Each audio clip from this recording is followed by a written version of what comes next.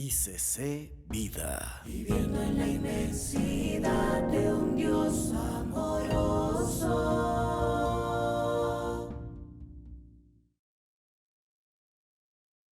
El tema que vamos a comenzar es sobre las 7 fiestas solemnes. 7 fiestas solemnes. El Señor las nombra en Éxodo y en Levítico también vuelve a nombrar cómo se llaman, cuándo se celebran, de qué se trata o qué es lo que hay que hacer y qué representa para nosotros.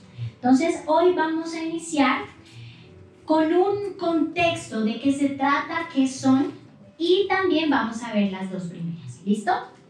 Entonces, lo primero que quiero tomar es el significado del número 7. ¿Por qué son 7 fiestas solemnes? El número 7 representa aquello que es o llegará a ser perfecto y pleno. Entonces, quiero aquí hacer una pausa y tal vez recordarles, o tal vez a los que no sabían, comentarles que el significado de los números en la Biblia no tiene que ver nada con numerología, astrología, ni el destino, ni nada de eso. Simplemente, por allá dicen, no, simplemente es que estudiando la palabra se relacionan todos los sucesos que tienen que ver con ese número y se llega a una conclusión porque se encuentra un patrón. Se encuentra que el Señor utiliza ciertos números para ciertas situaciones y así es donde encontramos el significado. ¿Listo? Entonces, dijimos que el número 7 es aquello que eso llegará a ser perfecto y pleno. Voy a dar 3 ejemplos, es decir, dónde se puede ver este número 7 por su representación o su significado. El primer ejemplo es cuando el Señor pidió a los israelitas caminar alrededor de Jericó. ¿Adivinen cuántos días? 7. Y luego que le dieran 7 vueltas a Jericó. Recordemos que fue la forma y la estrategia que el Señor les dio para tomar esta ciudad, ¿cierto? Entonces vemos el primer ejemplo. Segundo, otro suceso que habla de este número es cuando Pedro pregunta a Jesús cuántas veces se debía perdonar a alguien. ¿Alguien recuerda la respuesta de Jesús? 70 veces 7. Exacto, está bien. Es decir, que la referencia de Jesús no dio solamente el número 7, sino 70 veces 7, es decir, 77, o sea, hizo más referencia en el 7, queriendo decir que siempre debemos perdonar las ofensas de nuestro hermano. ¿Listo? Entonces, por eso es que el Señor hizo referencia a ese número, no solamente 7, porque Pedro le pregunta, ¿7 veces? No solamente 7, 70 veces 7. Es decir, que hizo como que reafirmó de que es siempre, es perfecto, es para la eternidad. ¿Listo? Otro ejemplo es el mensaje dirigido a las 7 iglesias. Eso lo encontramos en Apocalipsis, en el capítulo 1. Ahí encontramos todos los mensajes. Vemos que al juntar todos los mensajes, es el mensaje perfecto para la purificación y preparación de la iglesia para cuando el Señor venga, ¿cierto? Entonces vemos esa representación del número 7 como algo que es o llegará a la perfección que el Señor nos llevará. Listo. ¿Por qué fiestas? Ya tomamos el número 7, ya comprendimos el 7, ahora vamos a ver esto de las fiestas. En el desierto, Israel comprendió que el Señor era el centro de todo. En el desierto ellos pusieron a prueba su parte física en cuanto al alimento, nómbreme más necesidades físicas. En cuanto al techo, el vestido, la salud, la comida, el agua, todo, ¿cierto? Esas cosas básicas, el pueblo de Israel tuvo que ponerlo a prueba y confiar netamente en él. Al confiar y al pasar, digamos que por ese desierto, que no fueron uno o dos, sino 40 años, en este proceso, digamos, de que tuvieron que aprender a depender totalmente de él, organizaron su vida entera en torno al Señor. Todo lo que conocían. O sea, en ese proceso de perfección, dejaron de algunas costumbres que habían aprendido de Egipto, algunas cosas que habían acogido de la cultura egipcia. Recordemos que ellos salieron de Egipto, ¿cierto? Para luego estar en el desierto. Y tuvo que pasar esos 40 años para que ellos perfeccionaran todo y su vida entera, hasta depender de lo que nombramos, lo más básico, fuera en cuanto al Señor. O sea, que ellos tuvieran la confianza plena en el Señor, plena, total en el Señor. Entonces, al organizar ellos su vida, hacer como que un pare y renovar toda su vida, instauraron pues cosas como en la adoración, en la forma de su trabajo. Entonces ya el Señor les enseñaba cómo, digamos que tomar el maná, les dio unas indicaciones, bueno, cuando fue la época del maná, cuando les dio el maná, Él les dio, digamos que les regaló todas las estrategias en todas las áreas de su vida y también les regaló ahí unas celebraciones para que ellos las acogieran. Ahora, algo que quiero que tomemos de esta parte del desierto que les estoy nombrando, porque me parece muy importante. ¿Por qué? Porque es el proceso que el pueblo de Israel pasó para poder llegar a ese punto que les digo, de depender y de acoger y de vivir toda su vida alrededor a la presencia del Señor. O sea, como que sacar todo y llegar a la perfección de estar netamente sumergidos en la presencia del Señor. ¿Cuántos han pasado desiertos por acá? Amén. Yo quiero ver la mano que levanta. Los pies. Uy, aquí no. Sí, todos. Esto lo hago para que estemos más atentos del mensaje y participemos también, no me dejen solita. Todos hemos pasado por el desierto, ¿cierto? Sí. ¿Y ustedes pueden relacionar la palabra alegría con desierto? Por acá dicen que sí, por acá el pastor lo piensa, por allá dicen, por acá dicen no, Cuando se sale del desierto. por acá hacen la explicación, sí, es solamente cuando se sale del desierto. La enseñanza que uno tiene. Hoy quisiera que viéramos esa parte de cómo podemos relacionar la alegría con el desierto. ¿Por qué? Porque, bueno, además de ver el significado de las fiestas y lo que el Señor tiene para nosotros, de comprender por qué instaura estas fiestas, también quiero que llevemos en nuestro corazón cada vez que pasemos, estemos iniciando en medio o ya casi culminando un desierto, relacionemos y recordemos este día, aquella crespita de al frente con buzo rojo que me dijo que relacionara la palabra alegría con el desierto. ¿Por qué? Resulta que ¿cuántos años pasó el pueblo de Israel en el desierto? 40, lo dijimos ahorita. Resulta que el número 40 también tiene su significado. El número 40 hace referencia a un cambio.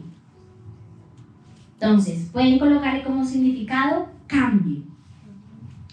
Y voy a darles varios ejemplos, como les digo, para que podamos entender cómo es que se llegó a la conclusión que el número 40 representa cambio. Entonces, ejemplo número 1. 40 días y 40 noches duró el diluvio. Eso lo encontramos, si desean tomar nota, en Génesis 7:2. Recuerdan que ahí hubo un cambio, pero trascendental en la tierra, porque el Señor solamente dejó 8 personas.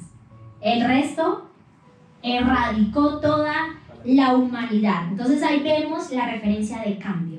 Segundo ejemplo, Moisés vivió 120 años, dividido en 3 etapas. 40 años en Egipto. Luego hubo un cambio y vivió 40 años como pastor. Y luego hubo otro cambio y vivió 40 años en la travesía por el desierto. Entonces ya vamos ahí entendiendo cómo el número 40 es utilizado para referenciar como cambio.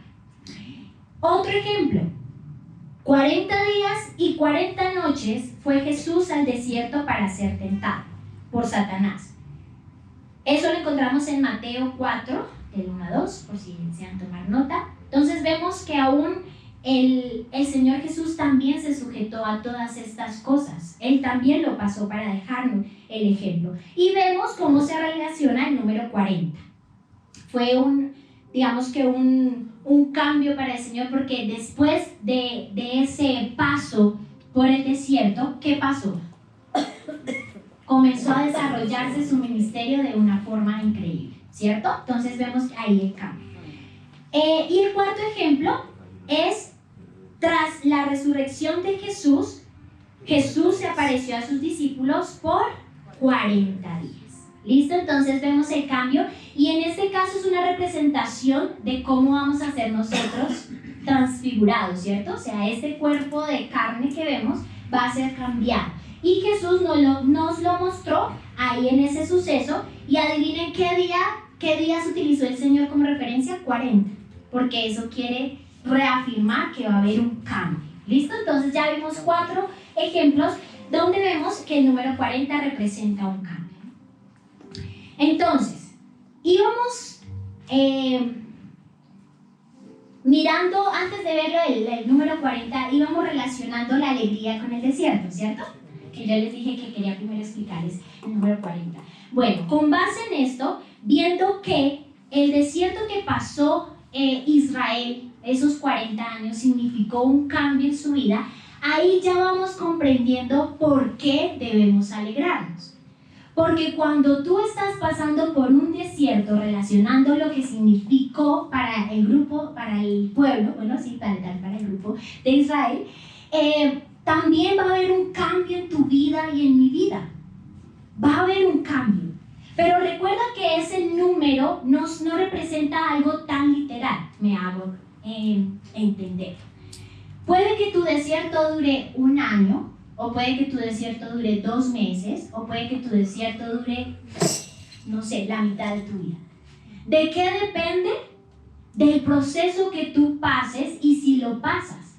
Porque si tú te quedas aferrado y te quedas, no quiero aprender, no, Señor, me parece injusto, y si te quedas ahí y no ves el desierto como una alegría y no le dices, bueno, Señor, aunque esté mal, aunque mi ánimo esté por el piso, voy a verlo con alegría y más bien te voy a preguntar, ¿qué me quieres enseñar? Y permitimos que el Señor haga el proceso en nosotros, entonces ahí nos vamos a quedar, ¿cierto? O pónganse a pensar, ¿cuántos desiertos más o menos recuerdan? Que ustedes dicen, uy, este lo pasé rápido, pero hay unos que nos han marcado, ¿cierto? Nos han marcado por años y eso depende de nosotros. Ahora, esto era lo que quería dejarles como la relación. Cada vez que estén en un desierto, más bien alégrense y tomen esa actitud, porque el Señor quiere hacer un cambio en tu vida y ese cambio va a ser para bien. ¿Listo? Bueno, continuamos.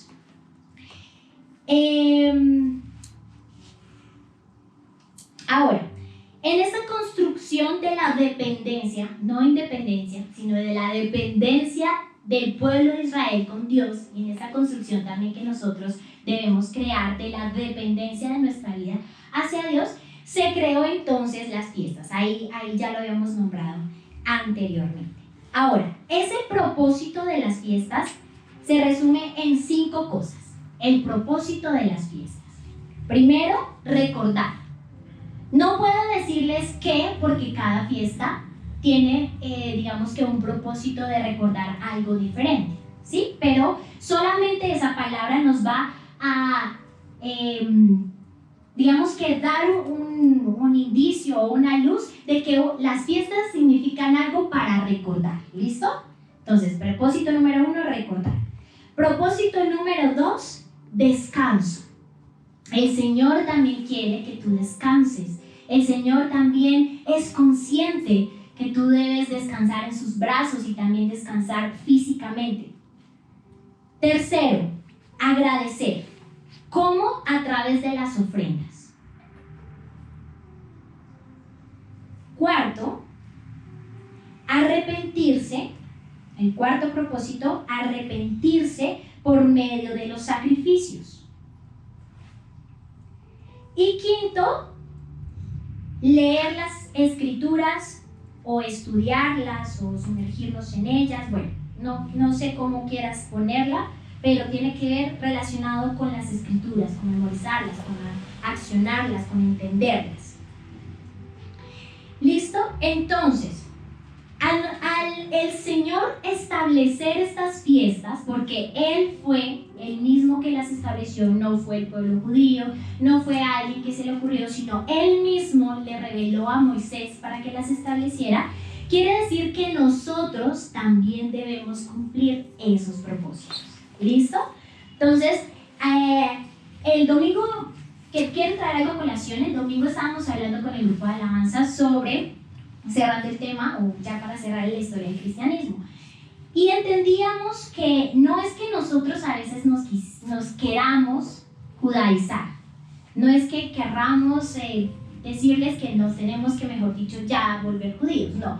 Lo que pasa es que el Señor instituyó cosas, mandamientos con base en la cultura judía, ¿cierto? Y entonces nosotros debemos estudiarlos para poder entender, porque como fue con base en esa cultura, pues nosotros estudiamos su cultura tratando de entender qué es lo que el Señor quiere que nosotros hagamos, pero ya cuando captemos ese mensaje, eso es con lo que nosotros nos quedamos, ¿cierto? No es con digamos, las cosas, las liturgias que hacen los judíos, sino el mensaje que el Señor quiso dar a la humanidad por medio de la revelación a los judíos. ¿Listo? ¿Queda eso claro? ¿Sí me hice entender? Les veo caritas como analizando lo que acabo de decir. Pero sí, básicamente es eso. Y ustedes se pueden dar cuenta cuando el Señor mismo es el que instaura, porque en la Biblia es específico. En este caso, ya vamos a leer en Éxodo, ahí dice que el Señor mismo le dijo a Moisés. ¿Listo? Bueno, cierro paréntesis y continuamos.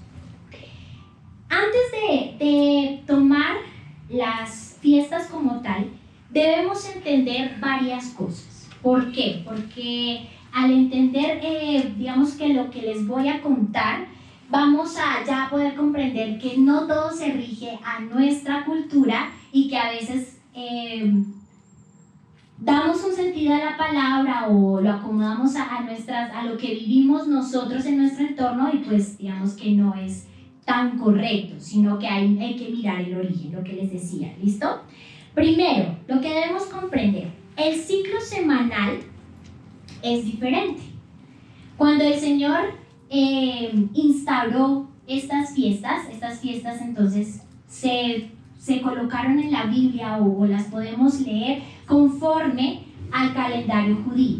Y ellos tienen diferentes formas de nombrar los días, de ver los días, diferentes formas de organizar hasta el mismo año. Entonces, eso es lo que quiero que comprendamos antes de. Como les decía, primero el ciclo semanal es diferente. Los días se basan en los días de la creación, siendo su nombre el mismo que da la Biblia. Ellos simplemente nombran día número 1, día número 2, así como la creación. En el primer día Dios hizo, en el segundo, en el tercero, el cuarto, quinto, sexto, que fue ahí la creación del hombre. Y el séptimo que pasó, Dios descansó. ¿Recuerdan? Que el Señor estuvo trabajando en la creación todos los primeros 6 días y el séptimo, ese es el día que el Señor dice que debemos entregárselo a Él. Ahora,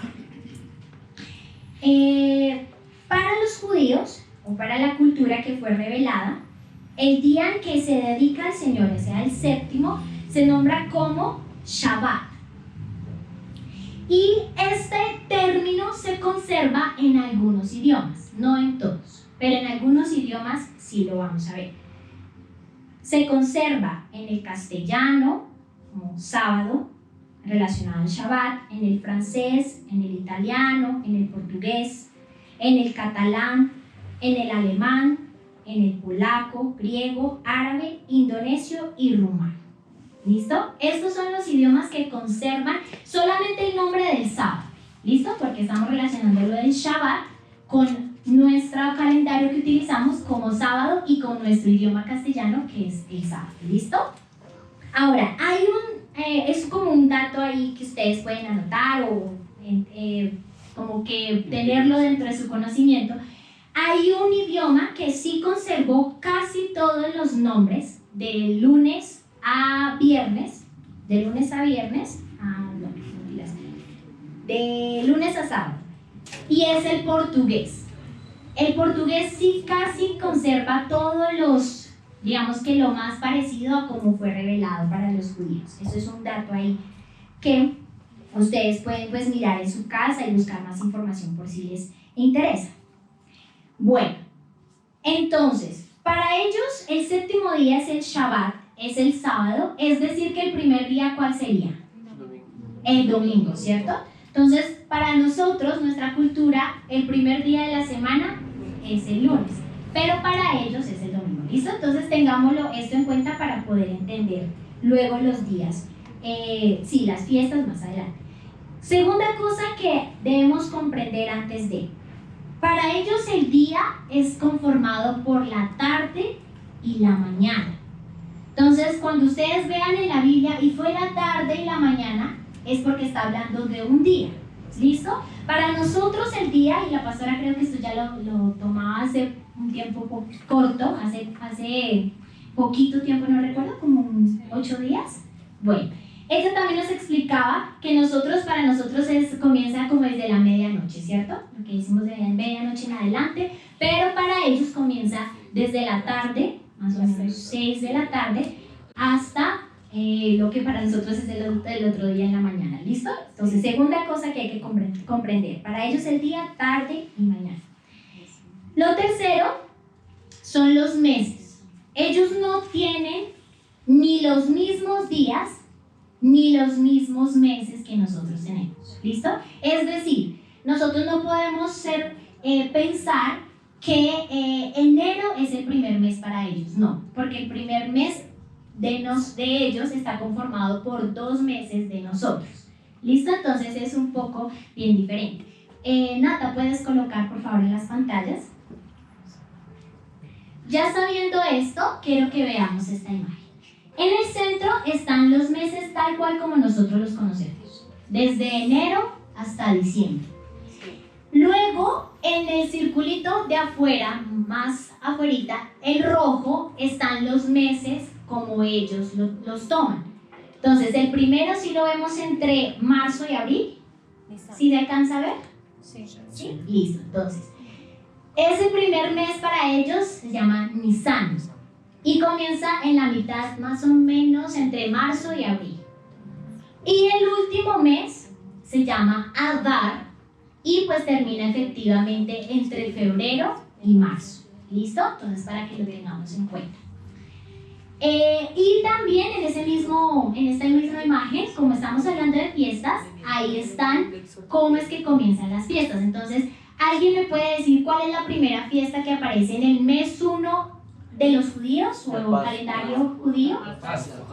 Exacto. La segunda, esas son las fiestas que vamos a ver. ¿Listo? Las primeras dos. Pascua y panes sin levadura. Están en el mes de, ¿alcanzan a leer? Nisan, que para nosotros sería marzo y abril. Exactamente, listo. Entonces, eso quería que comprendieras. Además de la información que les he dado, quiero contarles que los meses para ellos duran más o menos entre 29 y 30 días. Y que los nombres que vemos ahí, Nisan, el segundo, ¿cómo se pronunciaría? Bueno, ahí tengo mis dudas. Iyar, bueno, no sé si está bien pronunciado.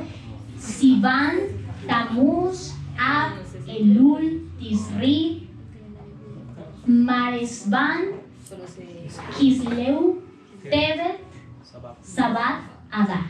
¿Listo? Esos nombres fueron dados en los tiempos cuando el pueblo de Israel estaba en cautiverio en Babilonia. ¿Listo? Entonces, esos nombres tienen que ver con la cultura que ellos tenían, digamos que como referencia en ese tiempo. Pues por si quieren profundizar más en este tema, lo pueden hacer. ¿Listo? Más o menos en el año 586 al 516 a.C. Recordemos que los años antes de Cristo iban hacia atrás, ¿listo? Por eso primero es el 586 al 516 a.C. ¿Listo? ¿Cómo vamos hasta este momento? ¿Bien? ¿Sí? Comprendimos que ellos tienen un calendario diferente, que no corresponden los días igual, que ellos tienen la percepción de los días diferentes, ¿cierto? ¿El 40 qué significa? Cambio. ¿Y el 7? Perfección. Perfección. Muy bien, listo. Entonces entramos a la primera fiesta. Me gusta hacer esto porque eso nos ayuda a memorizar, que no se quede solamente acá y que yo le pregunté entre 8 días Andresito, ¿qué fue lo que vimos?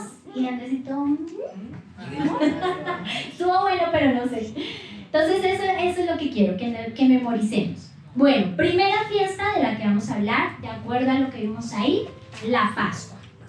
¿Puedo hacer una pregunta si llegué tarde? Claro, sí, señora. ¿Me puedes ubicar con respecto al calendario maya? ¿Por dónde andamos? No es el calendario maya, este es el calendario Pero judío. ubícate en el tiempo, ¿no? No tocamos nada del calendario maya. Este es el, no, ni idea, la verdad no. Este es el calendario judío y nos basamos en eso porque la palabra está escrita con base en ese calendario. Listo. Entonces, primera fiesta, la Pascua. Hace poco celebramos la Pascua, ¿cierto? Fue en lo que llamamos en nuestro calendario gregoriano el Semana domingo, Mayor. sí, exacto, Semana Santa, el Domingo Santo. Bueno, fue ahí la celebramos porque coincidencialmente sí, digamos que está más o menos en esa semana. Por eso lo celebramos en esa semana, no porque seamos parte de la Semana Santa y esto no, es porque coincidencialmente está más o menos en esos días. Entonces, quiero que abramos por favor nuestra Biblia en Éxodo 12, del 1 al 14. Vamos a leer.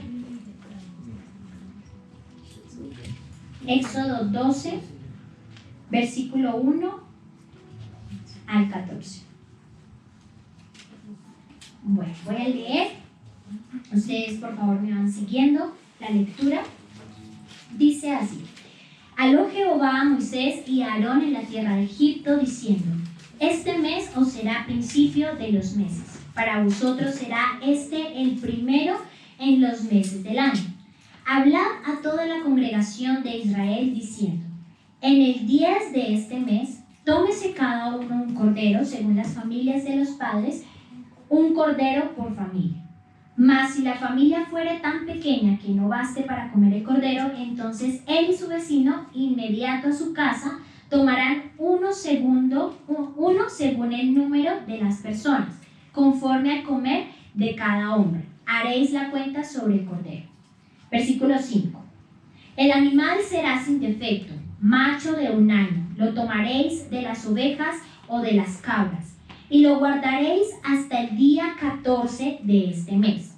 Y lo inmolará toda la congregación del pueblo de Israel entre las 2 tardes.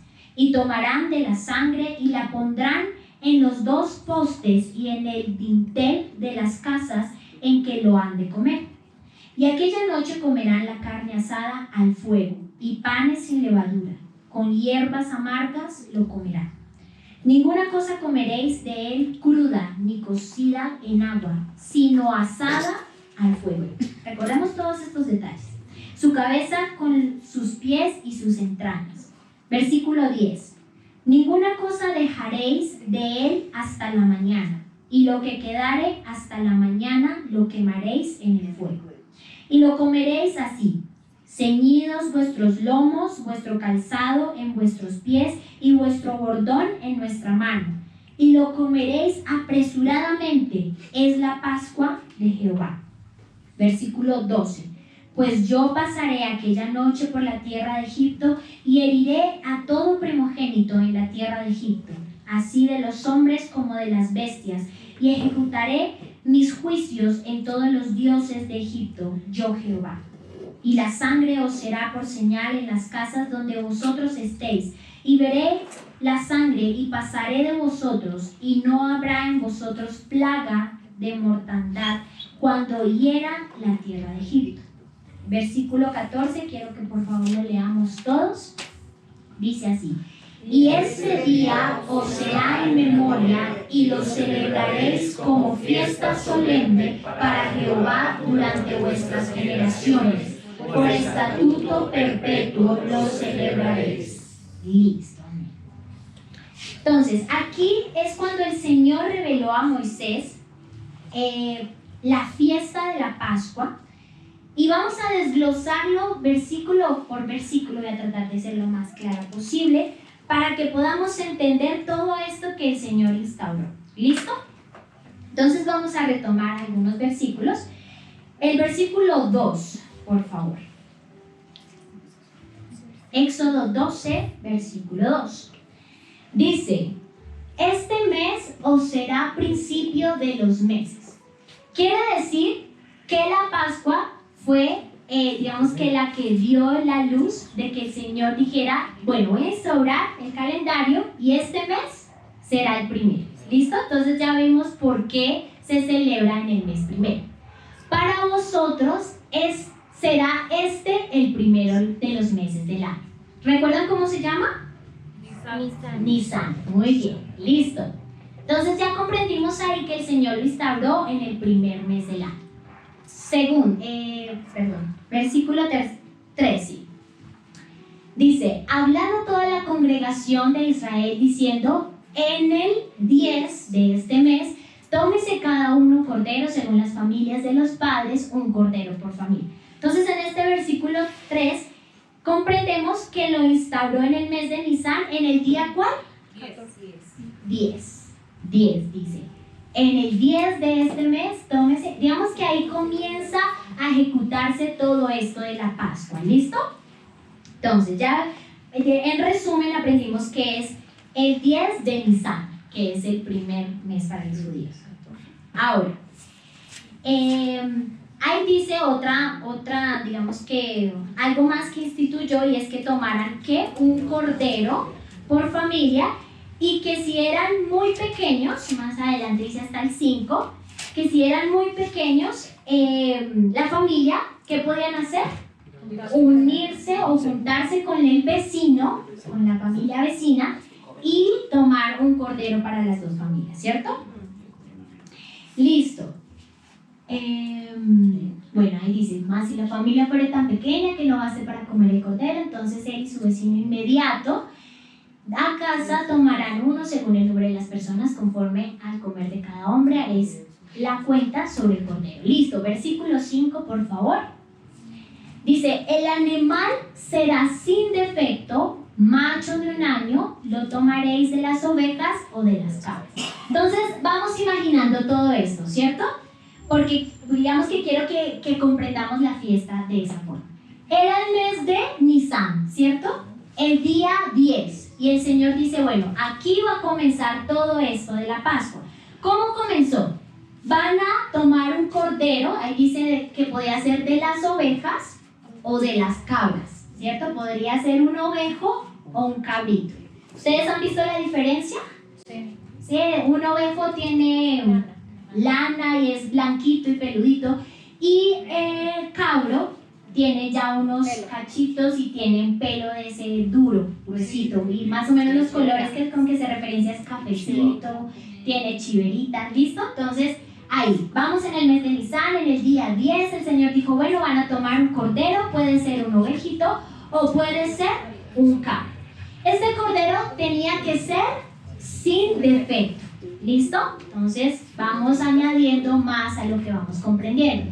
Y tenía que ser de un año, ¿listo? Katy, lo que pasa es que cuando la pastora habló de lo de la Pascua, yo anoté que era el día 14 y está en Levítico 3:5. Para allá vamos. Ok. Tranquila. Te estás adelantando. Sí, te estás adelantando. Por eso te dije, en el día 10 comienza todo, ¿listo? La preparación. Día 10 comienza la preparación. Pero esto está bueno, esto está chévere. Gracias por eso, porque esto nos ayuda a comprender. Listo. Versículo 6, la preocupación de Erika. Aquí la vamos a ver. Descanse. Dice, y lo guardaréis hasta el día 14 de este mes, y lo inmolará toda la congregación del pueblo de Israel entre las dos tardes. ¿Listo? Entonces, ¿qué pasaba? El día 10 tenían que decir, bueno, la preparación. ¿Qué hay que hacer? Tomar un cordero, y el cordero, ¿cómo debía ser? Sin defecto. Sin defecto y De un año. de un año. ¿Y podía ser qué? Cabro o cordero, eso. Y macho, sí, tenía que ser macho. Y bueno, lo apartaban, digamos que ya lo tomaban, este va a ser el más bonito y vamos a apartarlo, pero tenían que apartarlo ¿cuántos días? 4. Hasta el día 14. lo apartaban de las demás ovejitas, de los demás cabros. Y ahí sí pasa lo que es la Pascua como tal, que es, y lo inmolará toda la congregación del pueblo de Israel entre las 2 tardes. A las 3 de la tarde. Que más o menos significaba las 3 de la tarde. ¿Listo? Tengamos esto en mente porque eso tiene que ver mucha relación con Jesucristo. Ahora, versículo 7. Ya sabíamos que había que apartar hasta el día 14, que había que inmolarlo, es decir, sacrificar. ¿Listo? Por si no entendíamos muy bien esa palabra, inmolar, sacrificar. Ahora, versículo 7 dice, y tomarán de la sangre y la pondrán en los 2 postes y en el dintel de las casas en que lo han de comer. ¿Qué es el dintel? El marco. Exacto, la parte de arriba del marco. Entonces, los postes y el dintel. ¿Listo? Básicamente es el marco. El marco de la puerta de la casa. ¿Listo? Ahora, entonces, cuando ya lo sacrificaban, tenían que tomar su sangre y untarla en ese marco. ¿Listo? Hasta ahí vamos imaginando toda la parte de la Pascua. Listo. Ahora, quiero tomar el versículo, saltarme un momentito el versículo 12, Nata, por favor, porque tiene que ver con esto de la sangre, porque ahí nos explica para qué fue que pidió que pusieran la sangre. Dice, pues yo pasaré aquella noche por la tierra de Egipto y heriré a todo primogénito en la tierra de Egipto, así de los hombres como de las bestias, y ejecutaré mis juicios en todos los dioses de Egipto. Entonces era porque el espíritu de muerte iba a pasar y ¿qué iba a hacer? Tomar el primogénito tanto de los hombres como de las bestias. ¿Listo? Eso era lo que iba a pasar. Y versículo 13, por favor. Dice, y la sangre os será por señal en las casas donde vosotros estéis, y veré la sangre y pasaré de vosotros, y no habrá en vosotros plaga de mortandad cuando hiera la tierra de Egipto. Entonces, por esto fue que el Señor pidió que pintaran el marco de la puerta. ¿Listo? Ahora, sigamos, versículo 8. Ya estamos en el proceso, donde tomaron el cabrito, lo apartaron 4 días y ya lo sacrificaron, tomaron la sangre. Ahora dice versículo 8, y aquella noche comerán la carne asada al fuego y panes sin levadura, con hierbas amargas lo comerán. Listo, entonces después de inmolarlo, y debían pintar el marco, ¿y qué más? Asar el cabrito. Lo iban a asar porque lo iban a comer, y ahí dice con qué, lo iban a acompañar con panes sin levadura y hierbas amargas. ¿Listo? Ahora, del versículo 8 al versículo 10 vamos a ver la preparación de cómo debía cocinarse el cabrito. Versículo 9, por favor, ahí dice que asado. Versículo 9 dice, ninguna cosa comeréis de él cruda, ni cocida en agua. Tenía que ser como asado, pasado por el fuego, todo el cabrito o el ovejo, sino asada al fuego, su cabeza con sus pies y sus entrañas. Listo. Versículo 10 dice, ninguna cosa dejaréis de él hasta la mañana. Y todo lo que quedara hasta la mañana, ¿qué tocaba hacerlo? Quemarlo. Si de pronto hicieron malas cuentas y el cabrito le quedó, no sé, una patica, no se podía guardar. Tenía que ser quemado. ¿Listo? Ahora, además el Señor de darles instrucciones de cómo debía prepararse el cabrito o el ovejo, también les dio instrucciones de cómo comerlo ellos mismos, o sea, cómo debían estar ellos. Eso lo vemos en el versículo 12.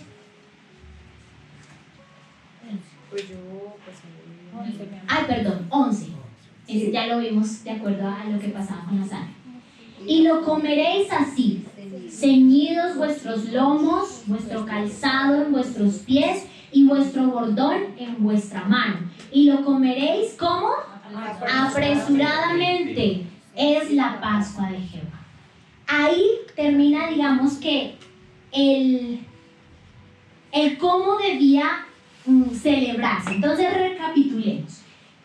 Comencemos. ¿Qué mes debía ser? Nisan. ¿Qué día debía ser? El 10. ¿Y el 10 qué tocaba hacer? Apartar el cordero. Apartar el cabrito o el pollo, ¿cierto? Que tenía que ser sin defecto y de un año y más. ¿Listo?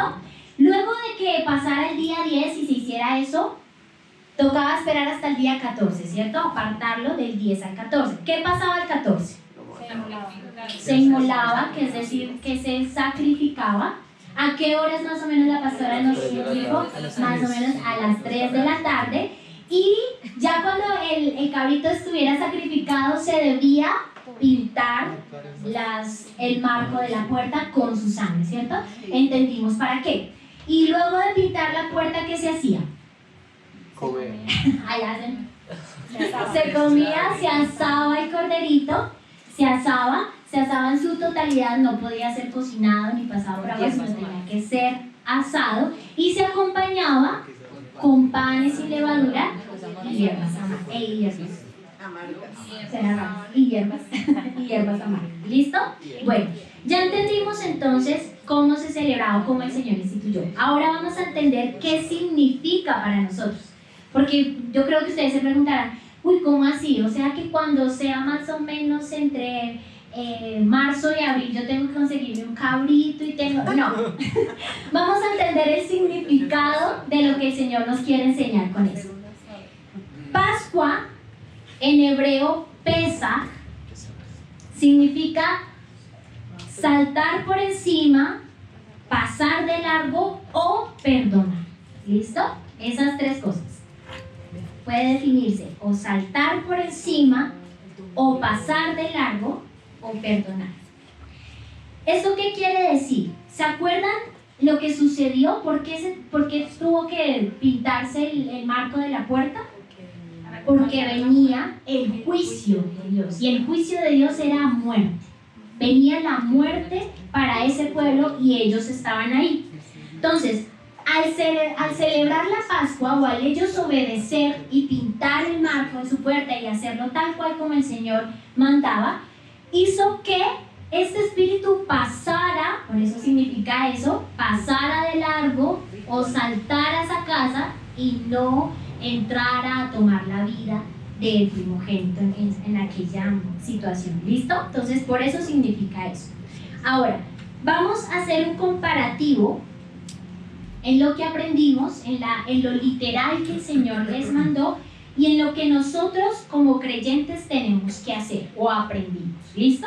Entonces, lo primero está en el capítulo 12, pues todo lo estamos viendo en el capítulo 12, en el versículo 1 y 2, que habla sobre un nuevo comienzo en cuanto a cuando el Señor instituyó que ese sería el primer mes. ¿Listo?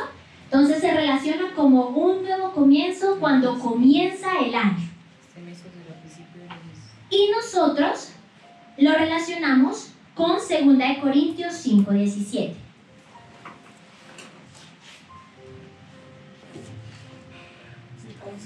Le voy a pedir por favor a Hermincito que leas.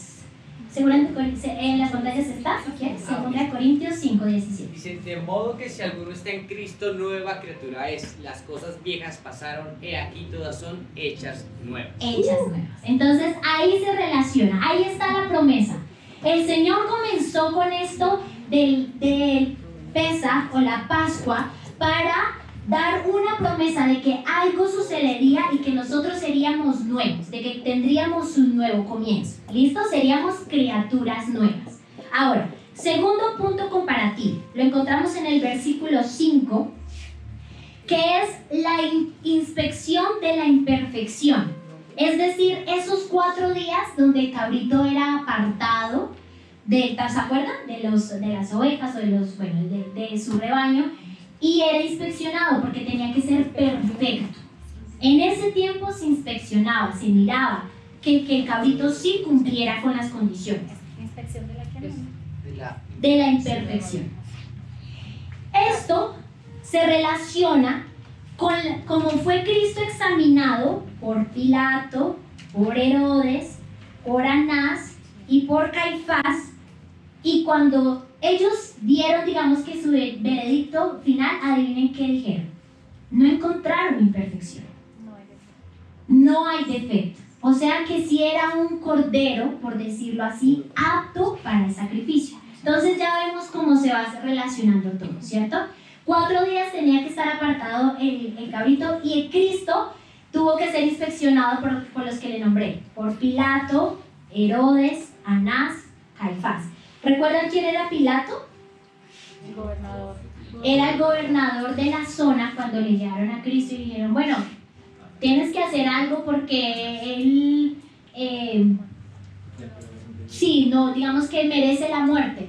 Y Pilato le hizo unas preguntas y no halló. ¿Qué pasó ahí? También fue a Herodes, que Herodes digamos que era ya un mando más por encima, más alto de Pilato.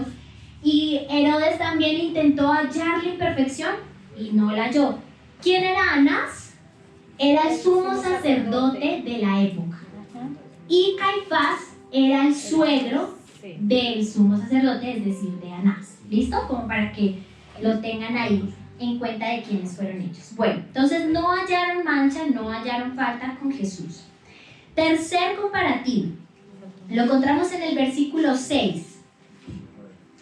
Dice que toda la congregación debía participar. Dice, y lo guardaréis hasta el día 14 de este mes, y lo inmolará toda la congregación del pueblo de Israel entre las 2 tardes. O sea, nadie podía pasar por alto, nadie podía estar haciendo otra cosa que no fuera celebrando la Pascua. ¿Esto a qué hace referencia?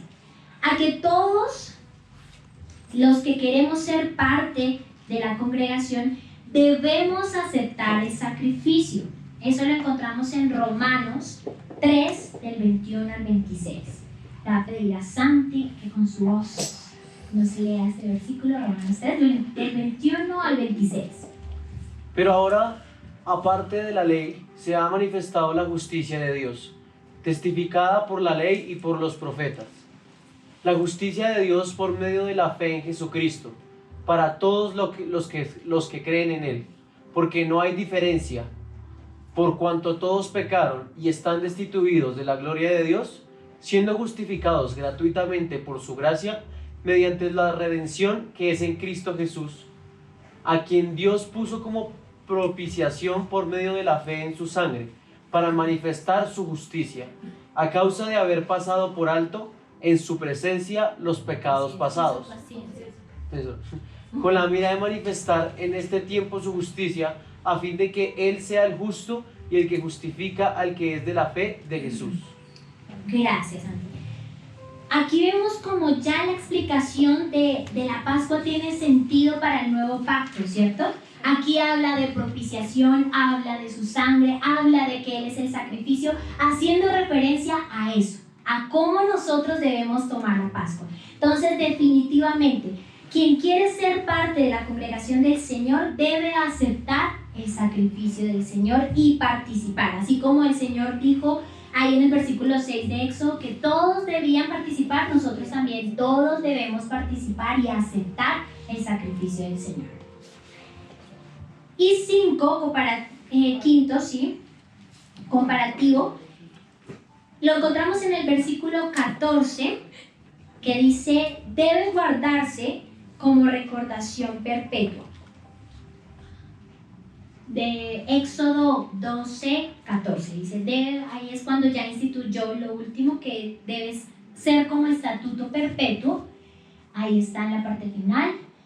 Y lo celebraréis como fiesta solemne para Jehová durante vuestras generaciones, por estatuto perpetuo lo celebraréis. O sea, no era solamente para ese tiempo, sino para nosotros también.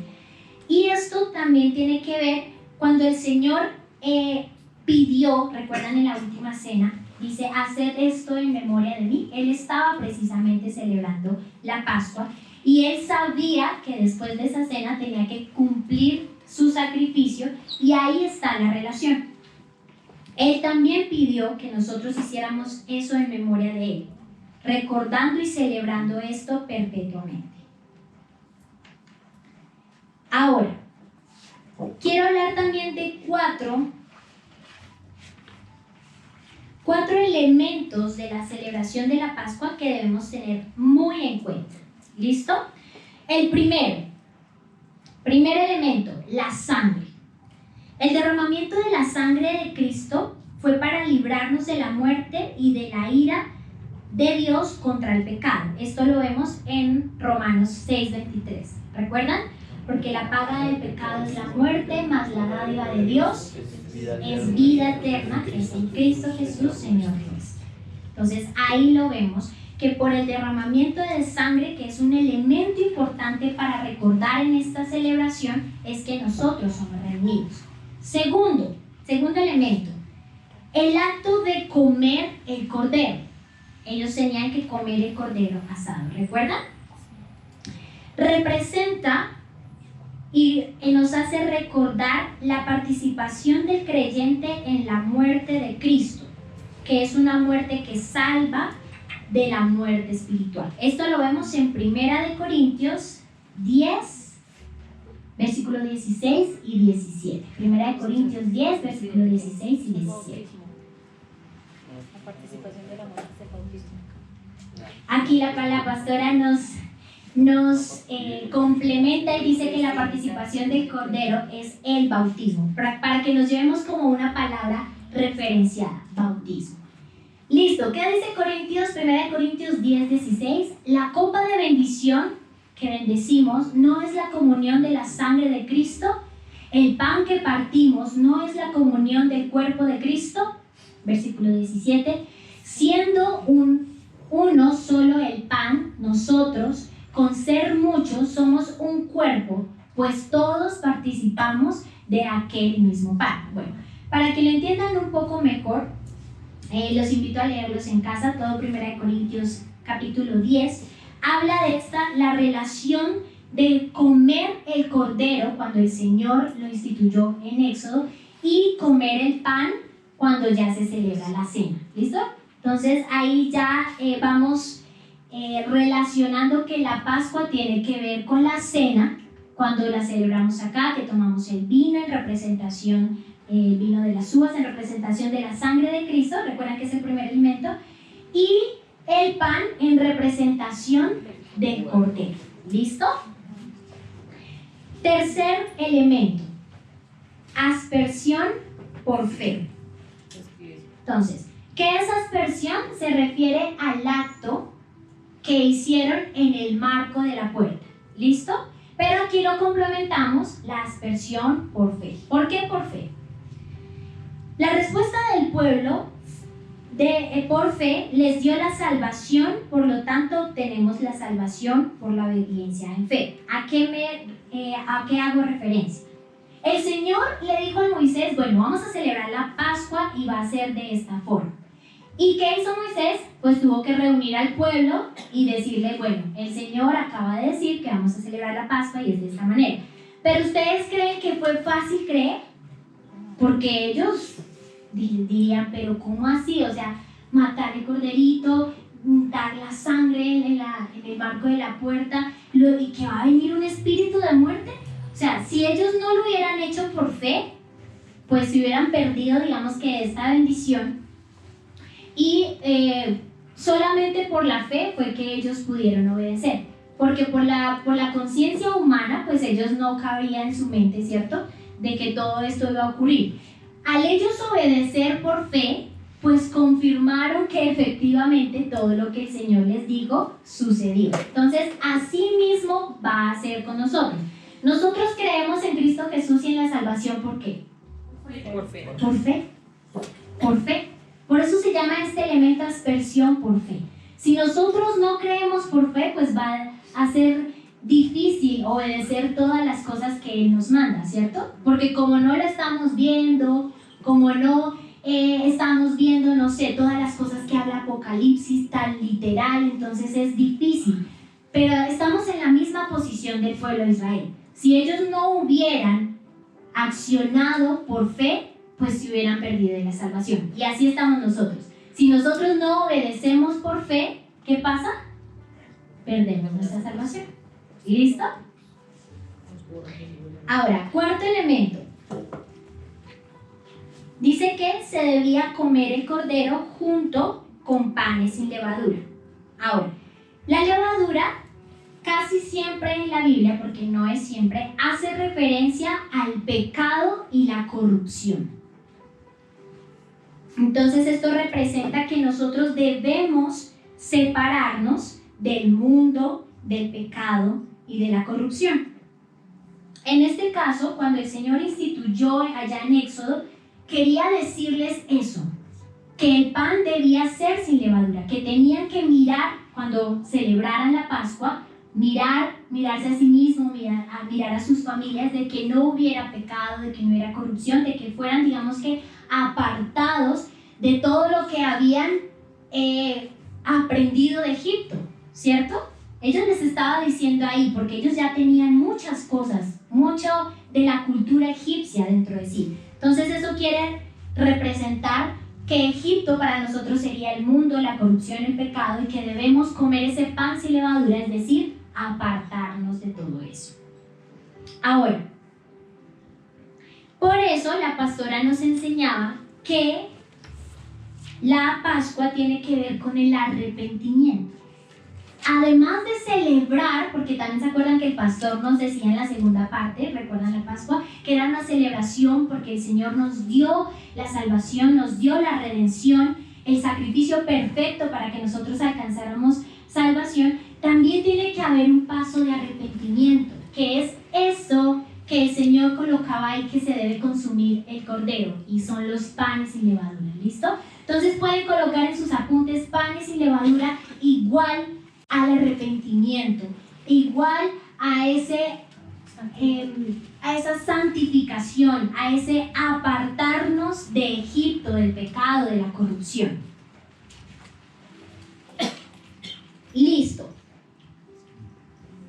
Cerrando con esto, con este cuarto elemento, que lo llamamos panes sin levadura, o que se debía comer el cordero sin panes sin levadura, entramos a la segunda fiesta. ¿Recuerdan cómo se llamaba? Ahí en el dibujito del circulito. No, él está el nombre en hebreo. Precisamente es panes sin levadura. Ya vemos la relación. ¿Listo? Entonces, primera fiesta, la Pascua, Pesaj. Ya cerramos esa primera fiesta. Ay, gracias, Nata. Y ahí vemos la segunda, que es panes sin levadura. Ya vemos la relación con la Pascua. Entonces, panes sin levadura está también ahí enseguidita de lo que era la Pascua, por eso vamos a seguir leyendo Éxodo 12, esta vez del versículo 15 al 20. ¿Listo? Nosotros quedamos en el 14, ahora vamos a leer del 15 al 20. Bueno, dice así: 7 días comeréis panes sin levadura, y así el primer día haréis que no haya levadura en vuestras casas. Porque cualquiera que comiere leudado desde el primer día hasta el séptimo será cortado de Israel. El primer día habrá santa convocación, y asimismo en el séptimo día tendréis una santa convocación. Ninguna obra se hará en ellos, excepto solamente que preparéis lo que cada cual haya de comer. Y guardaréis la fiesta de los panes sin levadura, porque en este mismo día saqué vuestras huestes de la tierra de Egipto. Por tanto guardaréis este mandamiento en vuestras generaciones por costumbre perpetua. Bueno, le coloqué hasta el 20, entonces sigamos en el 18. En el mes primero comeréis los panes sin levadura desde el día 14, tengan en cuenta ahí, día 14 del mes por la tarde hasta el 21 del mes por la tarde. Por 7 días no se hallará levadura en vuestras casas, porque cualquiera que comiere leudado, así extranjero como natural del país, será cortado de la congregación de Israel. Culminamos con versículo 20. Ninguna cosa leudada, hace mucho énfasis en eso. Comeréis en todas vuestras habitaciones, comeréis panes sin levadura. Listo. Entonces así entramos a la segunda fiesta, llamada panes sin levadura. Ahora, esta fiesta también quisiera que la viéramos en Levítico 23 del 6 al 8. ¿Por qué? Porque también habla de la fiesta, de cómo debía celebrarse, pero da unos, digamos que, algo extra de lo que habla Éxodo, por eso me gustaría tomar Levítico. Levítico 23, del 6 al 8.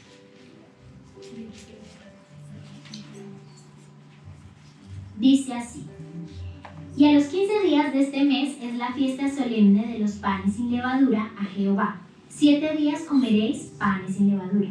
Y el primer día tendréis santa convocación, ningún trabajo de siervos haréis. Y ofreceréis a Jehová 7 días ofrenda encendida. El séptimo día será santa convocación, ningún trabajo de siervo haréis.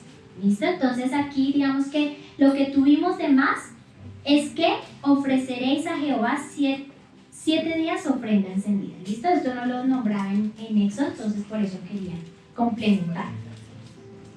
Entonces, ¿recuerdan en qué día iniciaba todo? En el 10 del mes de Nisan, la Pascua, ¿cierto? Entonces, del 10 al 14 se apartaba el corderito y aquí es donde vemos, digamos, que la fusión de las dos fiestas, la de la Pascua y la de panes sin levadura. ¿Por qué? ¿Recuerdan con qué se acompañaba el corderito? Con panes sin levadura. Entonces, desde ahí vemos la presencia de la segunda fiesta. ¿Listo? Panes sin levadura. Ahora, digamos que oficialmente la fiesta comenzaba desde el día 15. ¿Listo? El 14 tenía, digamos que, ¿cómo se dice? Injerencia o digamos que tenía presencia porque eso se debía comer con el cordero de la Pascua. Pero oficialmente se comenzaba el día 15, o sea, es decir, el día después de la Pascua. ¿Listo?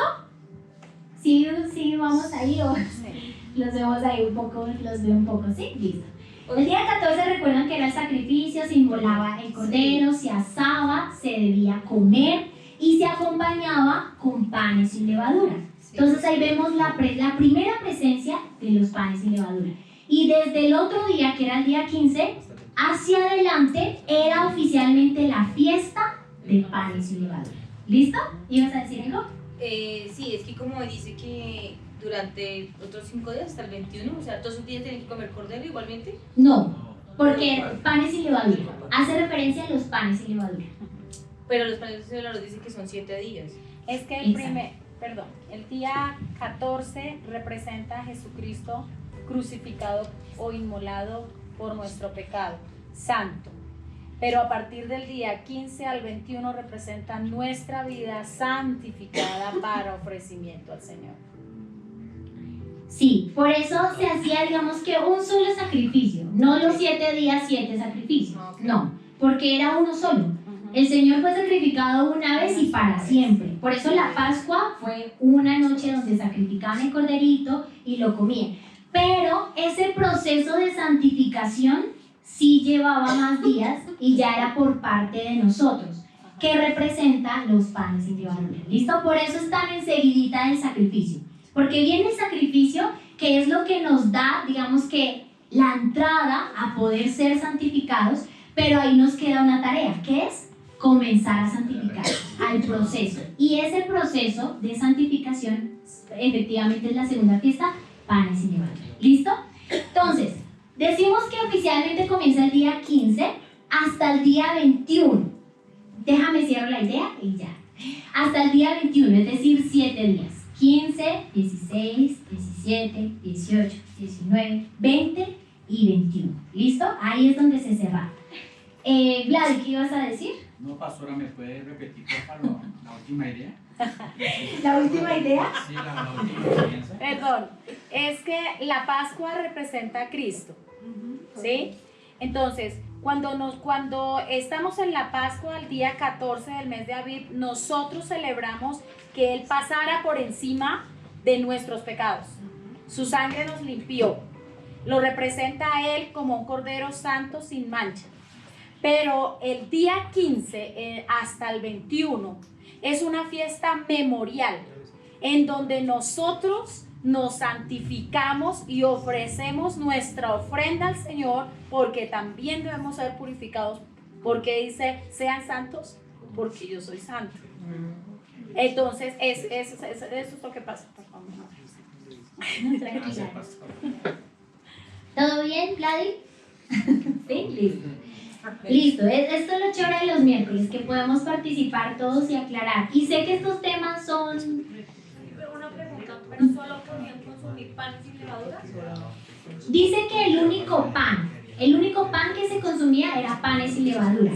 Pero No, el alimento debería ser frutas, y si hacían tortas y todo, lo único que debería estar exceptuado de la comida kosher o santa, como el Señor la pidió, era el pan sin levadura, las tortas sin levadura, pero podían comer frutas, podían comer cualquier o cosa. sea, todo lo que tenía que ver con pan tenía que ser sin levadura.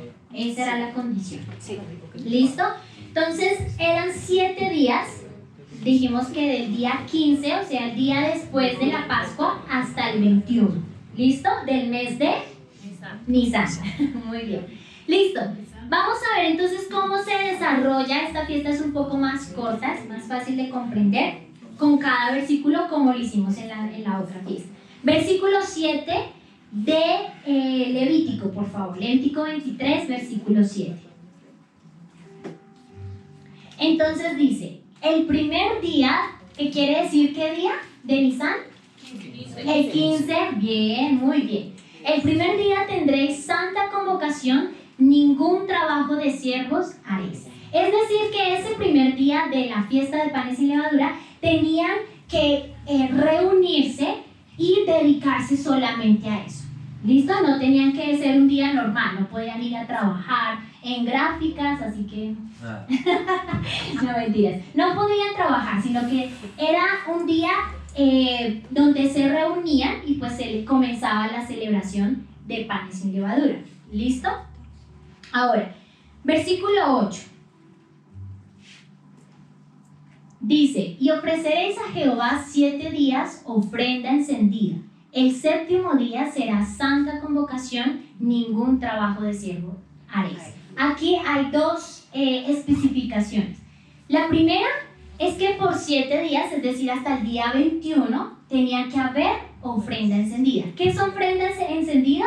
Ofrenda pasada por fuego. ¿Listo? Entonces recordemos que el fuego, ¿qué significa? En otras predicaciones lo hemos aprendido, santificación, purificación. Entonces está relacionado con ese proceso de sacrificio pasado por el fuego, o sea, es decir, de purificación de nosotros hacia Dios, para Dios. ¿Listo? Entonces, primer elemento. Ofrenda encendida, entonces, ofrenda de sacrificio para el Señor, continuo, hasta el 7º día, es decir, hasta que se cerraba. Y el segundo elemento dice que el 7º día será santa convocación, o es decir, que otra vez se reunían, hacían lo mismo que el primer día. Se reunían, lo dedicaban al Señor y celebraban la fiesta. Ahora, panes sin levadura o la fiesta en hebreo es matzot, o también llamado, perdónenme la pronunciación si no lo hago muy bien, hamatzot. Sí. Hamatzot, algo así. Esto es difícil ser como tan gutural porque no estamos acostumbrados en nuestro idioma. Entonces, puede ser llamado solo matzot o como se les pronuncia anteriormente. ¿Listo? O la fiesta de los ácimos. ¿Ácimos? Listo. Entonces aquí la pastora nos complementa que también es conocida como la fiesta de los ácimos. Listo. Entonces, digamos que para reunir o concluir en una sola frase de qué se trata esta fiesta, de acuerdo a lo que hemos aprendido, es un tiempo de renovación y purificación. Entonces llévense esto en el corazón. ¿De qué se trata la segunda fiesta de panes sin levadura? Un tiempo de renovación y purificación.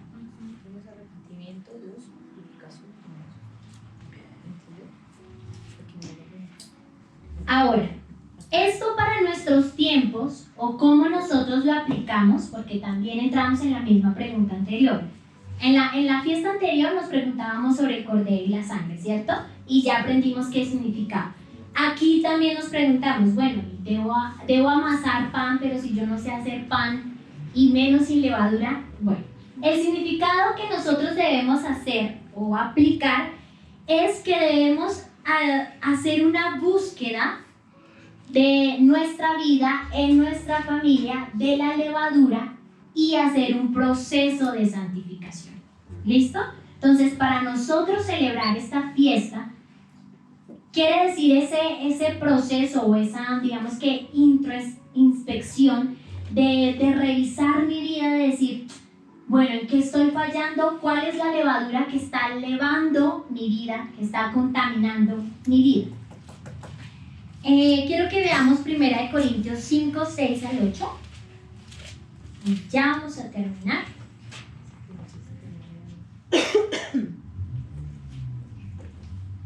Johan, por favor, ¿me ayudas? 6 al 8. No es buena vuestra jactancia, ¿no sabéis que un poco de levadura leuda toda la masa?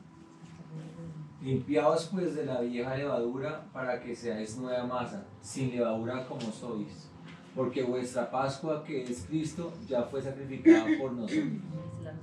Así que celebremos la fiesta no con la vieja levadura ni con la levadura de malicia y de maldad, sino con panes sin levadura, de sinceridad y de verdad. Gracias. Entonces aquí nos da un indicio ya de cómo debe ser ese proceso de la celebración para nosotros. Y es primero, él nos hace referencia de que un poquito de levadura que hace, leuda toda la mano, o sea que no podemos permitir ni la mínima cosa. Ay, es que yo soy santo, pero es que me queda difícil en tal área, en mentir, o en robar, o en no sé, chismear, no sé, diferentes debilidades, ¿sí? Entonces aquí nos hace referencia que no, que toda la levadura debe ser apartada, debe ser sacada. Y también nos dice, me gusta, digamos que lo último que dice este versículo, precisamente del 8, dice que con panes y levadura de sinceridad y verdad. A veces nosotros no, digamos que no somos tan sinceros con nosotros mismos, o como que no somos tan verdaderos en cuanto a lo que les decía. A veces nosotros mismos pasamos cosas, justificamos cosas y como que les echamos tierra para que no se note mucho. Y no, el Señor nos manda primero a sacar toda la levadura, no permitir nada y hacerlo con sinceridad y verdad. Es decir, o sea, con un corazón de verdad sincero y comprometido en decir, bueno, ¿cuál es la levadura? O sea, ponernos como en la tarea y no ser como tan superficiales, sino más bien como que es bien profundo buscar, como que apartar todas las cosas que tal vez pueden tapar y buscar bien profundo y de verdad ser sinceros y de corazón buscando nuestra levadura. ¿Listo? Ahora, cerramos con versículo 9 al 13 de este mismo capítulo, de 1 Corintios 5 al 8. Entonces le pido por favor a Erika que nos ayudes, versículo 9 al 13. Os he escrito por carta que no os juntéis con los fornicarios, no absolutamente con los fornicarios de este mundo, o con los ávaros, o con los ladrones, o con los idólatras, pues en tal caso os sería necesario salir del mundo. Más bien os escribí que no os juntéis con ninguno que, llamándose hermano, fuere fornicario, o avaro, o idólatra, o maldiciente, o borracho, o ladrón, con el tal ni aún comáis. Porque, ¿qué razón tendría yo para juzgar a los que están afuera? No juzguéis vosotros a los que están dentro, porque a los que están fuera Dios juzgará. Quitad pues a ese perverso de entre vosotros. Listo, gracias. Perdónenme, ya la voz la tengo un poquito fatigada. Hace referencia, me llama mucho la atención este versículo 13 porque es muy contundente y fuerte. Dice, quitad pues a ese perverso de entre vosotros. Al principio, cuando estaba leyendo el versículo 9, 10, al principio, digamos, de este punto decía, Señor, pero ¿por qué tan radical? Luego es que nosotros no debemos predicar pues, a los que no han tenido todavía tu luz. Pero el Señor me respondía. En el versículo 12, por favor, si lo vemos. Dice, porque ¿qué razón tendría yo para juzgar a los que están fuera? ¿No juzgáis vosotros a los que están dentro? Y versículo 13. Porque a los que están fuera, Dios juzgará. Quitad pues a ese perverso de entre vosotros. Entendía con esto que el Señor hace referencia a los que estamos aquí. No es a los que están afuera, porque obvio, ellos tienen y practican el pecado porque en ese momento están siendo esclavos del pecado, están atendiendo pues a todas las cosas que el mundo les dice, ¿cierto? Pero la radicalidad que el Señor dice aquí en este versículo es entre nosotros mismos. ¿Por qué? Porque nosotros ya aceptamos el sacrificio del Señor.